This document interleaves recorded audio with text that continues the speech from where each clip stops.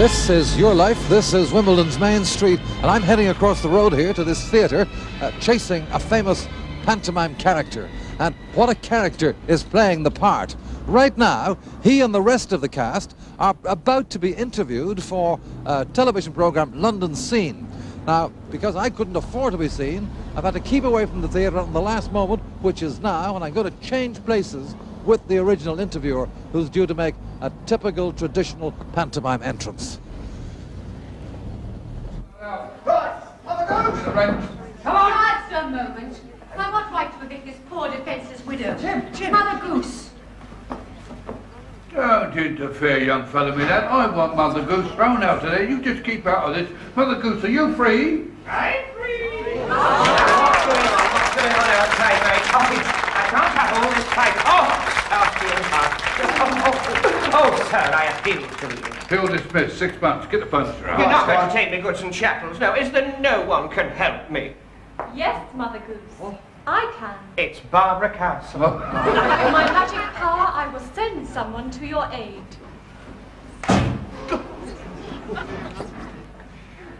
Well.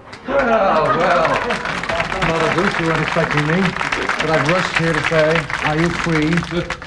Because tonight, comedy actor John Inman, this is your life. Oh, I hardly recognize you under all that.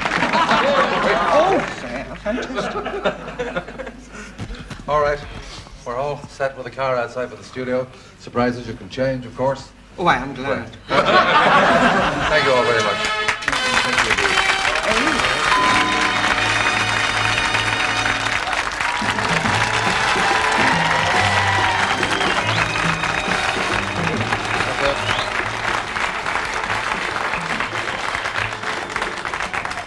And right away, my thanks to your panto pals for helping me pull a fast one on Mother Goose.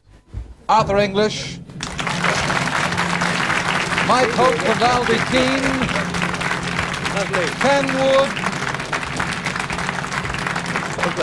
Leonie Collette, Barbara Newman, and Gillian Humphreys.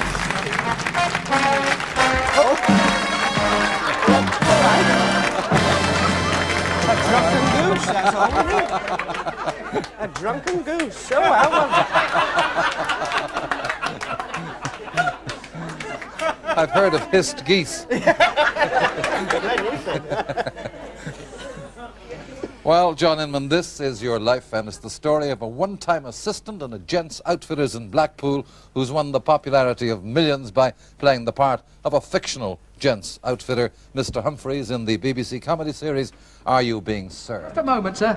I've got a customer here who says he can't come in to be measured for a suit, and could we send him one? What size and colour? Can I have your size and colour, sir? He's white, but he doesn't know his size. Good morning, sir. Oh, yes. Yes. Have you got a tape measure there? Well, if you'll take the measurements, we'll write them down. He's got a nice voice. Arthur English, you play Mr. Harmon in that series. What's it like working with John? Well, you can't really call it work, Eamon. It's fun. It really is. I mean, I've not done... Well, I'm in Are You Being Served, but also doing the pantomime. I've not worked pantomime for about 6 years, but the chance came to work with this guy, and, well, you don't turn up chances to work with real professionals. It's marvellous. Well, now, John, as we've seen, you're starring, as Arthur says, in Panto this Christmas, but here you are, if you look over there, in your very first pantomime starring role at the age of 14 as Widow Twankey in Aladdin at the Claremont School in Blackpool. Ooh, now, Wash Day always got some of the biggest laughs because of a special prop you used. Do you remember? A mangle, is it? Yes. Oh, yes, the mangle. They've still got it, I believe. Have they? I believe so. Well, let's check up. If you continue looking at that screen, we're going to Blackpool now to hear about those days from someone who appeared with you, your brother Jeff, and the teacher who produced that pantomime, Dennis McHarry. There's the mangle. Hello, kid. Remember when you used to put me through this? Well, you wouldn't get me to do it today. This is the same mangle, John, that we made for you when you were playing Widow Twankey all those years ago, remember? I'm still using the same And we're material. still putting boys through. Do you remember the time you put the Mother Goose on at the church? And you made the goose all by yourself? And, well, you got me to go into it with a little peephole at the front. And on opening night, when I walked on, your face was a bit naughty because there was smoke coming through the gills. And it was me having a crafty dragon apart drive. I don't think you were very pleased about that. John, I'm delighted that wonderful early talent you showed and the determination you had to get into theatre at all costs has resulted in your reaching the top and giving us all such wonderful entertainment on television. And with one rub of the magic lamp from Blackpool, they're here. Your former schoolmaster, Dennis McNary. Your brother, Jeff. And with him, of course, your mother, Mary.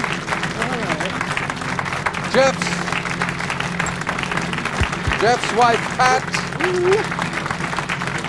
And their daughters, your two nieces, Debbie and Jackie.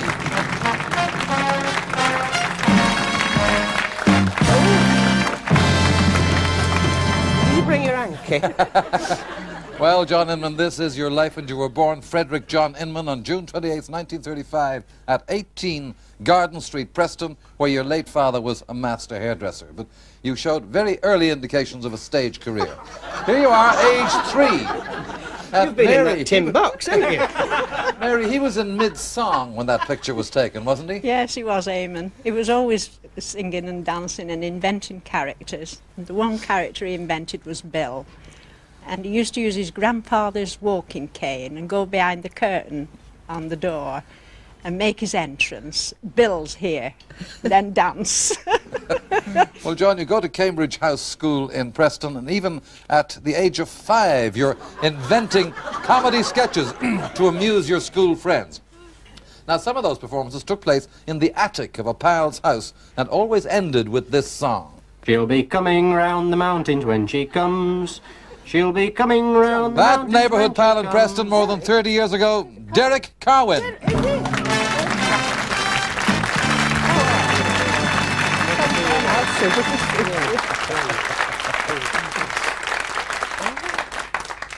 Derek, after your attic, John progressed to a bigger theatre, didn't he? That's right, Eamon. He went on to a friend's garage. Yes, and we're going there to that garage right now, to 214 Brockholes View, Preston, to hear from a school days pal you haven't seen for 27 years, Peter Diamond.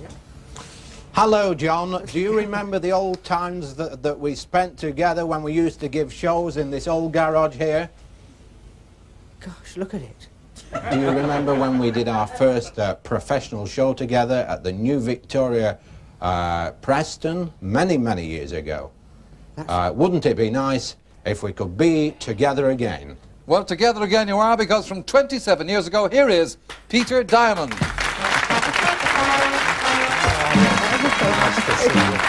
I expected a puff of smoke when What was that show you did with Peter, can you remember? Cinderella. It was, wasn't it? Yes. Yeah, in the garage, you mean? Yes, it was Cinderella. No, you I wasn't Cinderella, no.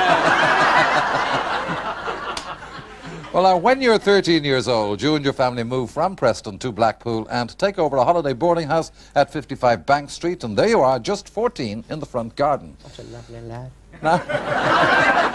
Now, in school drama productions, you work hard backstage too, even helping with the sound effects. And one day, during dress rehearsal for the opera, Mary England, you're very unhappy about an offstage sound effect which is supposed to be a big man falling in a river. John said it sounded more like a little stone being dropped in a tea mug. The school pal who was working on the sound effects with you over 25 years ago, Tommy DeVere.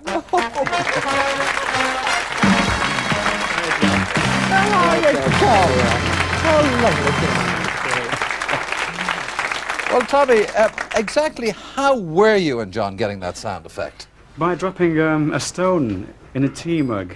Amen, just like that, you know. I think so.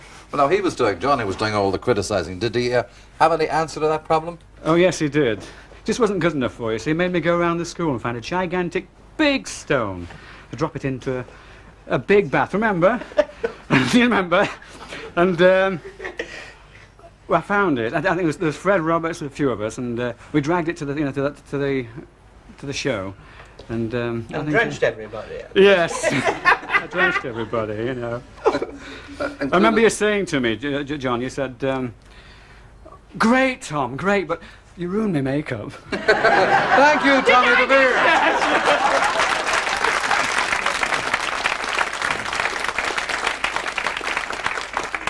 Well, not quite as successful as that pantomime washing mangle, but 23 years later, when you'd become a professional comedy actor, you'd pantomime audiences laughing with another trick machine. You're appearing in that panto with a star who features you and the machine in his own television show. Now, you walk round, John, if you would, and put your head through the little hole in the middle there. That's right. And then Ali's going to kind of lock it off. This is for your own safety, to keep you in one place, you see. And if I remember rightly, it's very hard to keep you in one place for long. Right, now put your hands there, there's a good one. That's it. And a bit of rope round there, and your other hand through there. That's it. And now put your foot through the hole in the bottom, John. You remember how this went. That's great.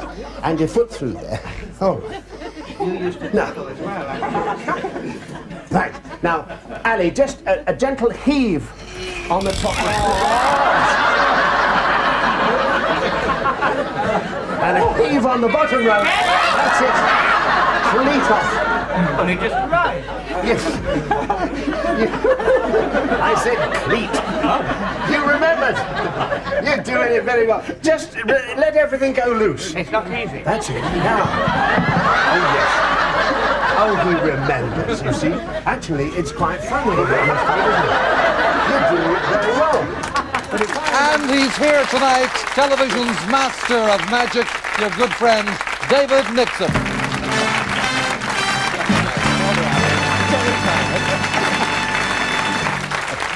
David, do you not think that that trick might be stretching John's talents a little too far? We stretched them a bit further, actually, than that, because at the first rehearsal with Ali, I remember we got his head fixed in the machine, and then we all went off and had a tea break and left him there. I wanted to thank John very much. He was absolutely marvellous to my daughter Mandy, because she was about 11 during that pantomime, and she's very stage-struck, and she loves to be backstage. And John does all his own tatting, you see, all his costumes. He was my daughter, and all the sequins, every sequin in place, immaculate.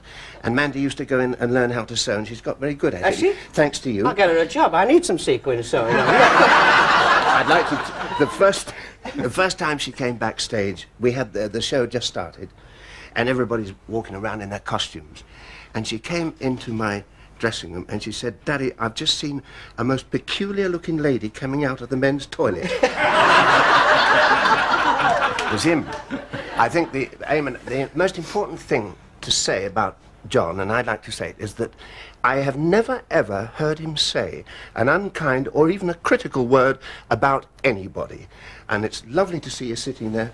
Good luck. Thank always. you very much. Thank you, David Nixon.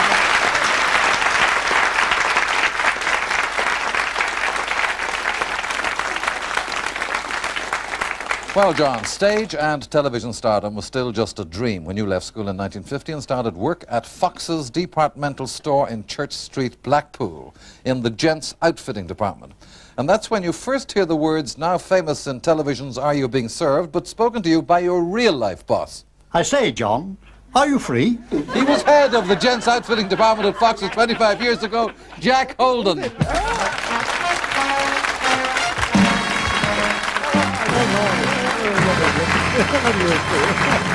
Now, Jack, you trained John how to serve customers. What was he like, you know, working in a real-life departmental store? Well, Eamon, he was a jolly good assistant, really. You know, he was easy to learn, easy to teach, and he was eager to learn. I was sorry that I had eventually to persuade him to leave us for better things, so I suggested he should go up to London. And I'm pleased to say that, having applied for the job, he got it. Thank you, Jack Holden.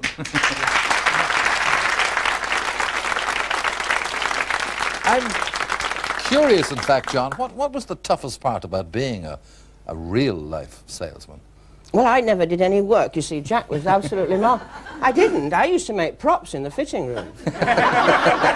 And he'd say, there's a customer. Oh, it doesn't matter. I'll see to him. You get on with whatever you're making. It was wonderful. Is that right? Anyhow, you took his advice, and in 1954 you set off for London and a job as a displayman with the famous Austin Reed chain of outfitters. On Fridays each week, you join other members of the staff of the display department at a conference to discuss the week's work. And I remember John was always late. He joined the firm the same time as yourself. You worked there together for 5 years, but it's 20 since you last met. Eddie Whitehouse. Oh. They're digging him up. Lovely to see you again. So, Eddie, what did... I've got one like that. That's quite nice. It's not bad. What? He used to get into trouble for arriving late.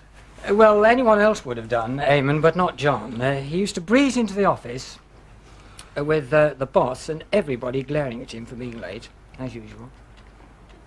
But he'd soon have everybody falling apart because he'd just look at the boss straight in the eye and he'd say, do you remember what you said, John? No, Tell me. Tell me, I'll write it down. Well, you used to say, what's up, have I missed the start of the big film?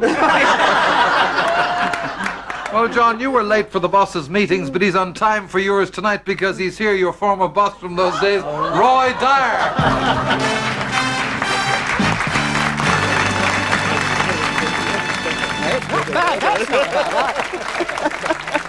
So you found it difficult to lose your temper with John? It was impossible, Eamon. He was so funny. But he was also very good at his job. But I knew he wouldn't stay with us that long because he constantly told us of his real ambition, which was to go on the stage. Thank you, Roy Dyer and Eddie Whitehouse. Thank you.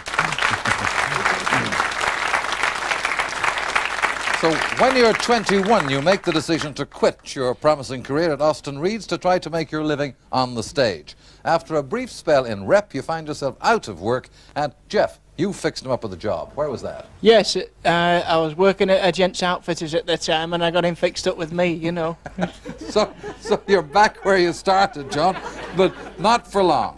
If you can't get a job on stage, you decide to look for a job backstage. And 20 years ago, you go to the Royalty Theatre Chester for an appointment with a man whose decision that day was to prove the turning point in your life.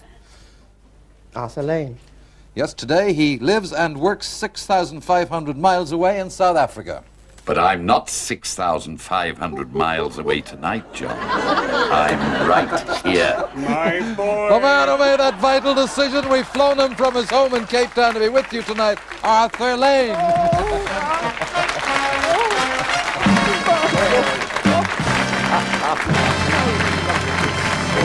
So what decided you to give John that backstage job? Well, I met him and he said to me, I am the finest stage manager in the business. And I believed him.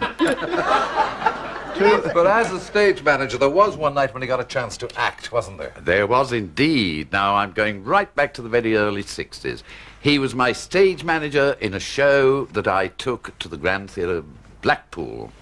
And at 4:30 on the opening night, the leading man came to me and he said, I said, are you telling me you've lost your voice? And he handed me a doctor's certificate to say he'd got acute laryngitis. I said, John, take a script, go in the dressing room. You're on tonight playing the lead. And he said, what about a uniform? I said, well, what about a uniform? It's in the dressing. He said, but the leading man, this was made for a man 6'4". I said, John, don't make difficulties. The curtain goes up in an hour's time. I went in front, explained everything to the audience, and they gave him a standing ovation when he came on. And I give you my word, this is the point to the whole story. He got the script in his hand, and if he looked at it twice during the show, that was as much as he did. Thank you, Arthur Lane.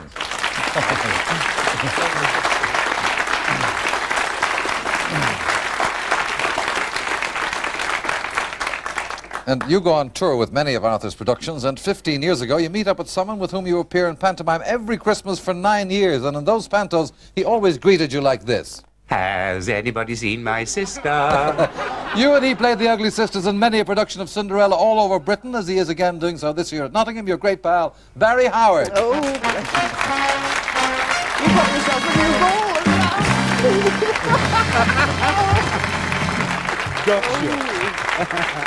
As the Ugly Sisters, Barry, you proved great laughter makers, but there was one laugh that wasn't expected. Yes, we've had quite a few that weren't expected, but I know the one you mean. Yes, it was in the boudoir scene.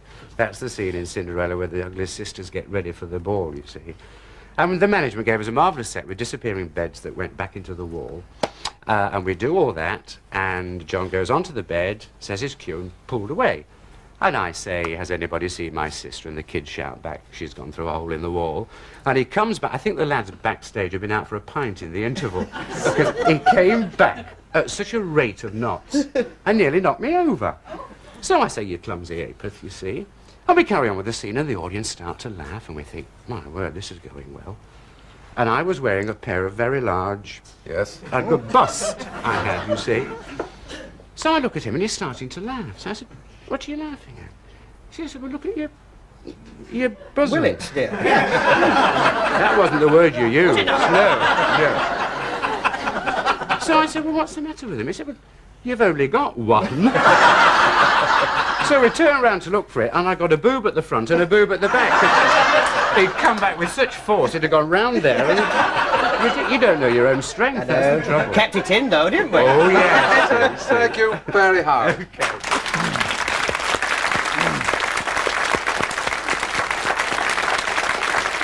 All right now, John, I want to take you back to a pantomime which you and Barry were the Ugly Sisters 7 Christmases ago at Oxford. The star of the show arrives at the theatre and gets quite a shock. Because the Ugly Sisters had taken over my dressing room. Well, he's obviously got over the shock because he's here to greet you again, that great entertainer, Roy Castle.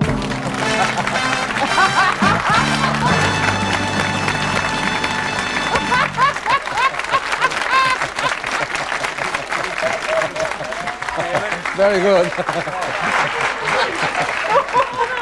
No, that's not the one. That's not the one. No, it was another one. I was thinking.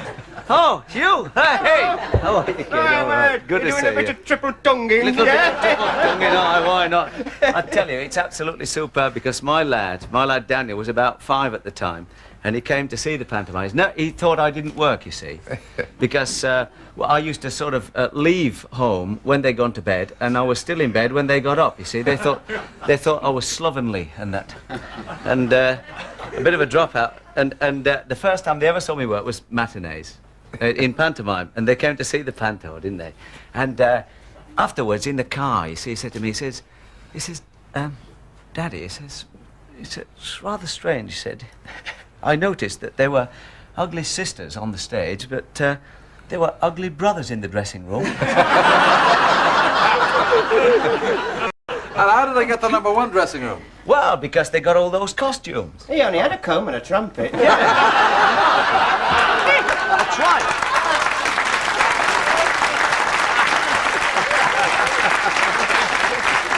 Yeah. And I never even used the comb. Cheers, John. Thanks, Roy Castle.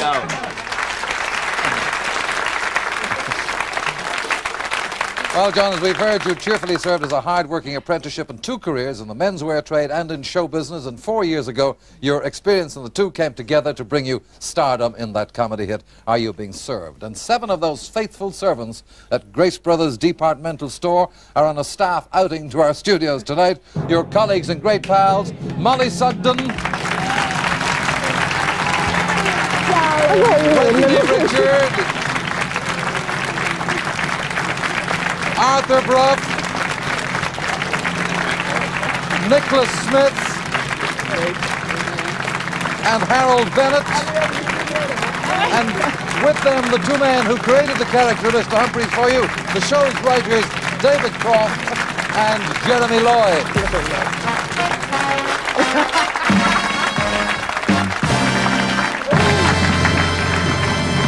Molly, tell me, how do the staff regard John in real life? Oh, well, how could we help but love him?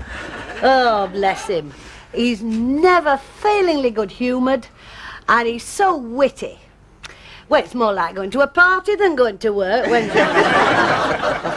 Well, with that tribute from your colleagues, John, we end your story, except there's someone else who'd like to add a final word. I have known John for 15 years, and there's nobody in our business who deserves his success more. He's made a last-minute car dash from his own show in Coventry to be here on your special night. That great comedy star, Danny LaRue.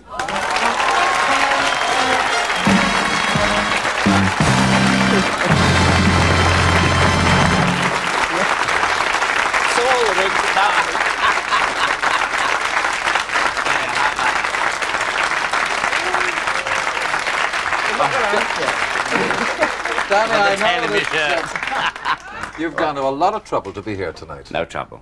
There's no trouble at all. See, the marvellous thing about our business is it's all colleagues. We all talk tonight. I've been watching, terrified. I thought, everybody's on. What am I going to say? The one thing, thank God somebody hasn't said it. The greatest thing about, everybody talks about stars, but it's people make stars. And people only recognize people. And it's because you're such a marvellous person that they love you first, and they love your character second. You're a lovely man, you're a hard worker, and you're a great star. It's my privilege. I've run down the M1, it's full of fog. But that was clear and to the point, and that's what we want to say. John Inman, this is your life.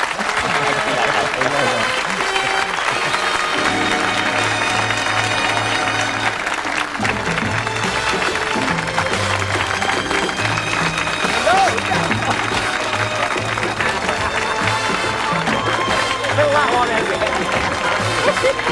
in.